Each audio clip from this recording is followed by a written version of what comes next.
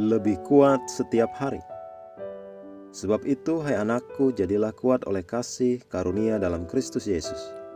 2 Timotius 2 ayat 1. Tidak ada waktu yang lebih baik untuk menjadi kuat di dalam Tuhan, mengambil keuntungan dari seluruh kekuatannya, daripada hari-hari ini. Engkau harus kuat di dalam roh. Rasul Paulus dalam tulisannya kepada gereja di Efesus berkata, akhirnya hendaklah kamu kuat di dalam Tuhan, di dalam kuasanya. Efesus 6 ayat 10. Betapa pentingnya ini untuk kita hari ini. Akan ada saat ujian di dalam hidupmu, dan di dalam masa ujian itu engkau harus tetap di dalam Tuhan. Mungkin akan banyak hal terjadi di dalam hidupmu. Tantangan mungkin keras dan badai mengamuk, tetapi tetaplah kuat di dalam Tuhan, di dalam anugerah-Nya. Ia berkata, oleh sebab itu saudara-saudaraku yang kekasih, tetaplah kuat, tidak tergoyahkan, selalu berlimpah di dalam pekerjaan Tuhan. Alkitab berkata di dalam Matius 10 ayat 22, tetapi orang yang bertahan sampai pada kesudahannya akan selamat. Engkau harus bukan hanya mengakhiri, tetapi mengakhiri lebih kuat dari waktu engkau memulai. Itulah jalan orang benar. Itu seperti cahaya fajar yang kian bertambah terang sampai rembang tengah hari. Amsal 4 ayat 18.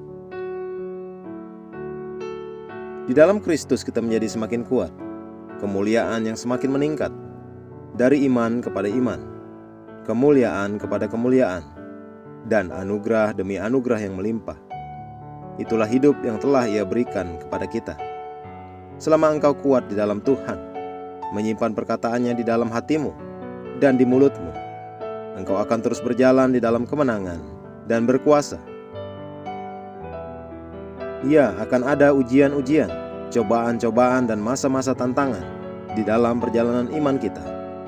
Tetapi Alkitab berkata, jika engkau tawar hati pada masa kesesakan, kecillah kekuatanmu. Amsal 24 ayat 10. Mengeluh dan takut ketika keadaan menantang imanmu adalah untuk mematikan kesempatanmu untuk mengalami promosi. Ingatlah apa yang dikatakan Roh di dalam Yakobus 1 ayat 2. Saudara-saudaraku, anggaplah sebagai suatu kebahagiaan apabila kamu jatuh ke dalam berbagai-bagai pencobaan. Ia tahu bahwa kemenangan itu ada di dalam roh kita. Jangan sampai terbawa-bawa oleh keadaan apapun, karena ada yang menguatkan di dalammu, Roh Kudus. Dan di dalam Dia, oleh Dia dan melalui Dia engkau mengalahkan.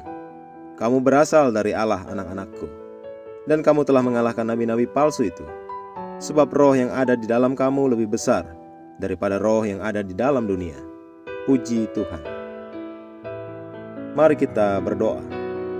Terima kasih Bapa Surgawi telah menganugerahkan kepadaku menurut kekayaan kemuliaan, dikuatkan dengan kuasa oleh roh-Mu di dalam manusia batiniahku.